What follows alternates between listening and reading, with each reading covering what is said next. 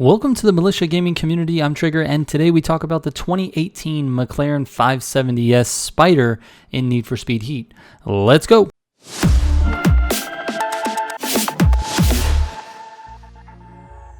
Alright, real quick before I get into the video, I just want to mention if you're looking for any of my builds, a link to our Discord, or potentially any of my streams or upcoming events, you can go to the website. It's militiagamingco.com. Let's get into this McLaren. Alright. Fastest engine for this car is a 570 horsepower 4.5 liter V8. It ran a 257 on Arian and a 242 on Sonic.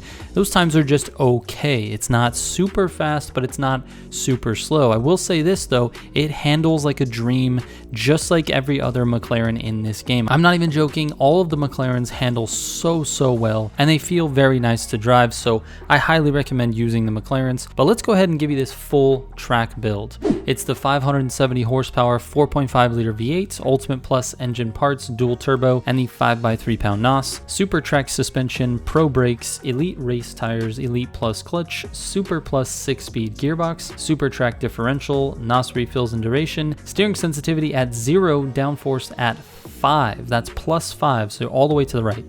Traction control is off, drift style is on gas. Alright, moving on to the drag build. The drag build really isn't anything special. It ranks 109 out of 131, and it's got a 0 to 60 of 1.9 with a quarter mile of 9.03. It's just not great. In fact, it's pretty bad, even though the car launches pretty well. So when you have this track build or even the drag build, the car launches nicely, but it just doesn't get down the track as fast as a lot of the other cars. Well, with that said, if you still want to drag it, you can. The drag build is the same engine parts, dual turbo, and 1x15 pound NOS with a Super Track suspension, Pro brakes, Elite drag tires, Elite Plus clutch, Super Plus 6-speed gearbox, Super Track differential, NOS refills and duration, and then steering sensitivity at 0 again, downforce at -5 this time. Traction control is off, drift style is on gas. Alright, let's move on to the drift build. The drift build really isn't that bad. It actually scores decently, not super high, but decently, and you can definitely use this to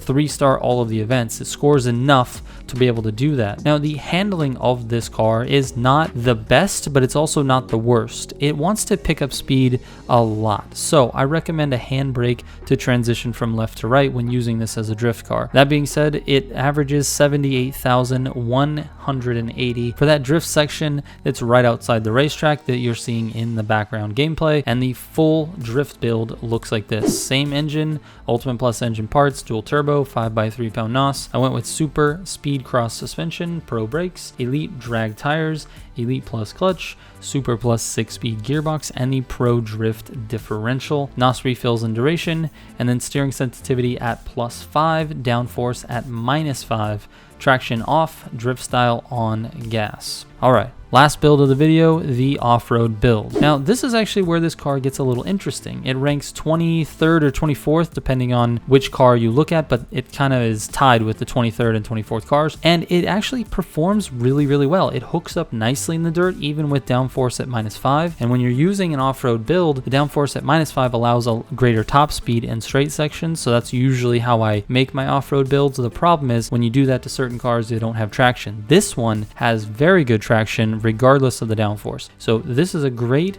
off-road build. You can definitely use it in all your off-road events or against your friends. I would definitely recommend it. It's not top 10 or anything, but it is a very solid build. That being said, here it is. It's that same engine parts, dual turbo, and 5x3 pound NOS. You got Super Rally suspension, Pro brakes, Elite off-road tires, Elite Plus clutch, Super Plus 6-speed gearbox, Super Rally differential, NOS refills and duration, and then steering sensitivity at +5, downforce at -5, traction is off, drift style is on gas. Alright, with that, I'm going to go ahead and end the video. It was a nice short and tight video for you guys. If you have any questions about this, don't hesitate to send me a DM on Instagram, Twitter, or Discord. And I really do appreciate everyone's support on this, man. It's really been a fun series. Thank you guys so much for watching. Shout out to all the Heat 5 members of the channel. If you want to become a member, you can click the join link. You get all kinds of little perks and a private Discord channel where you can message me and bug me anytime you want. All right. Thank you guys so much. I will catch you on the next one. Trigger out.